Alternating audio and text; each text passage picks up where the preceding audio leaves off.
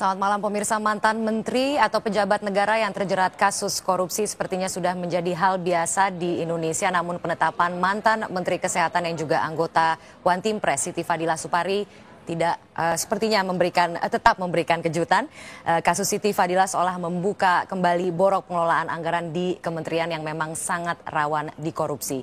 Menteri dalam pusaran korupsi itulah yang akan kita bahas dalam Forum Today's Dialogue pada malam hari ini bersama saya Kania Sutisnawinata. Dan langsung saja saya akan perkenalkan 3 narasumber yang sudah hadir bersama saya pada malam hari ini. Di sini sudah hadir Yusril Iza Mahendra, mantan Mensesnek juga Menkumham dan sekarang menjadi penasihat hukum dari Siti Fadila Supari. Selamat malam Pak Yusril. Ya, malam. Terima kasih telah bergabung bersama kami. Kemudian juga hadir di sini Ketua Umum IKADIN yang sekaligus juga adalah pendiri Transparansi Internasional Indonesia, Todung Mulya Lubis. Selamat malam Pak Todung. Selamat malam Kania. Terima kasih telah bergabung. Dan juga hadir di sini pakar hukum tata negara Irman Putra Sidin. Selamat malam Malam Pak Irman. Kania. Terima kasih telah bergabung bersama kami. Dan pemirsa, seperti biasa sebelum kita memulai perbincangan kita pada malam hari ini, terlebih dahulu akan kita simak informasi pengantar berikut ini.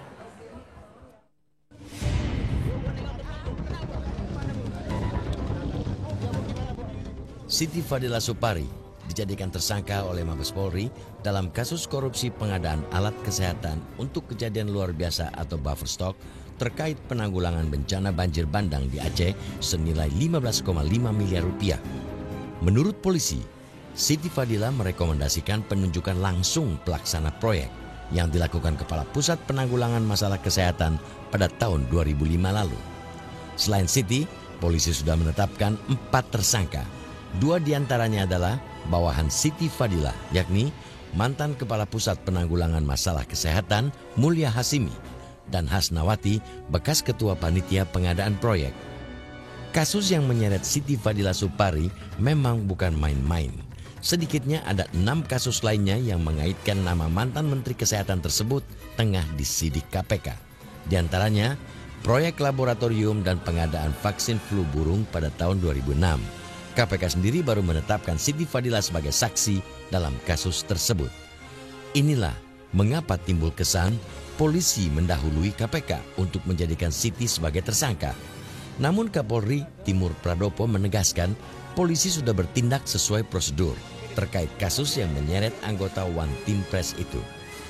Saya sudah melakukan penyelidikan, kemudian bukti-bukti, itu yang saya lakukan. Tapi KPK belum menetapkan menaikkan status itu. Tapi sekali lagi itu yang saya lakukan.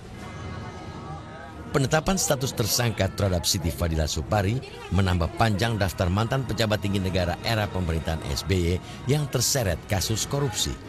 Nama lainnya adalah mantan Menteri Sosial Bakhtiar Hamsyah yang tersandung kasus pengadaan sapi impor, mesin jahit, dan kain sarung. Di era pemerintahan sebelumnya bahkan terdapat sederet nama mantan menteri yang terjerat kasus korupsi dan sempat mendekam di balik jeruji. Sebut saja mantan Menteri Kelautan dan Perikanan Rohmin Dahuri, mantan Menteri Agama Said Agil Hussein Al-Munawar, mantan Menteri Dalam Negeri Hari Sabarno, serta mantan Menteri Kesehatan Ahmad Suyudi. Pakar hukum pidana Hairul Huda mengatakan, selain persoalan hukum, banyak menteri terseret kasus tindak pidana korupsi karena lemahnya pemahaman perundangan oleh penegak hukum. Yang menyebabkan beliau-beliau itu menjadi tersangka terutama adalah ketentuan peraturan perundang-undangannya yang dipahami secara keliru katakanlah seperti itu. Indonesian Corruption Watch mencatat, saat ini ada 18 kementerian yang terjerat kasus korupsi dan sedikitnya melibatkan 3 unsur. Politisi yang mengatur anggaran, birokrasi yang menyalahgunakan kewenangan, serta pengusaha. Apakah semua ini juga melibatkan sang menteri? Hanya Tuhan yang tahu.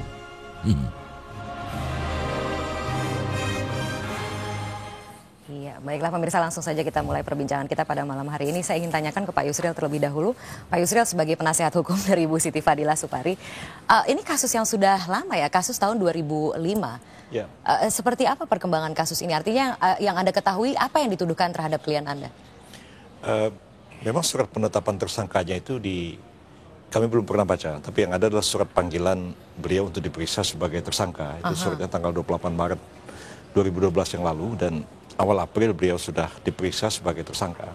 Saya sudah baca berita acara pemeriksaannya dan disebutkan bahwa beliau itu tersangka dalam kasus pengadaan alat-alat kesehatan untuk mengatasi bencana banjir bandang di Kota Cane, Aceh pada bulan Oktober November tahun 2005. Jadi disebutkan di situ beliau itu disangka melanggar pasal 2, pasal 3 Undang-Undang Korupsi dan dikaitkan dengan pasal 56, bukan 55, 56 dari KUHP.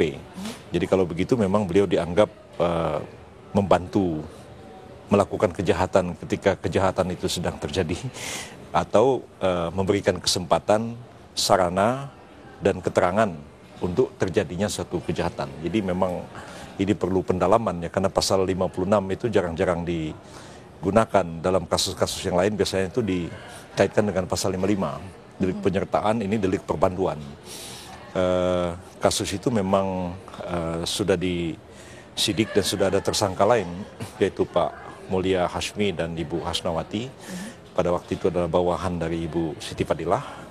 Dan dasar penyidikannya itu sebenarnya adalah surat yang ditandatangani oleh Ibu Siti Fadilah dalam kedudukannya sebagai Menteri Kesehatan yang memang sebagai penanggung jawab tertinggi di sebuah kementerian sebagai pengguna anggaran.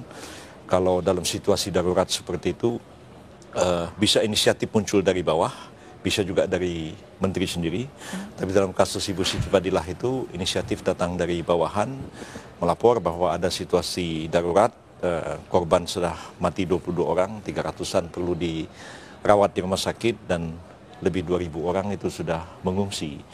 Dan karena rumah sakit juga terkena bencana banjir itu dan kemudian perlu penanganan darurat, lalu kalau sekiranya mengikuti prosedur normal untuk mengadakan barang pemerintah itu tidak mungkin karena perlu sekitar 60 hari untuk tender, sementara situasi darurat, lalu bawahan mengusulkan kepada menteri melalui sekretaris jenderal supaya dilakukan penunjukan langsung. Nah, Ibu Siti Fadilah kemudian melalui sekretaris jenderal coba ditelaah kepada Biro Keuangan dan ditelaah rekomendasinya adalah bahwa dalam kasus seperti ini boleh dilakukan penunjukan langsung, dan beliau menandatangani surat yang isinya itu tidak mengatakan persetujuan tapi mengatakan penunjukan langsung dapat dipertimbangkan dan selanjutnya ya dilaksanakan sesuai peraturan yang berlaku. Nah, belakangan diketahui bahwa pengadaan itu terdapat katanya ada markup ya, membeli barang lebih daripada apa yang dibutuhkan. Ya. Dan belakangan ini dipersoalkan tuh masalah buffer stock, dan saya sudah menelusuri apa sih maksud dengan buffer stock. Istilah yang digunakan di Kementerian Kesehatan tuh sebenarnya itu semacam gudang ya.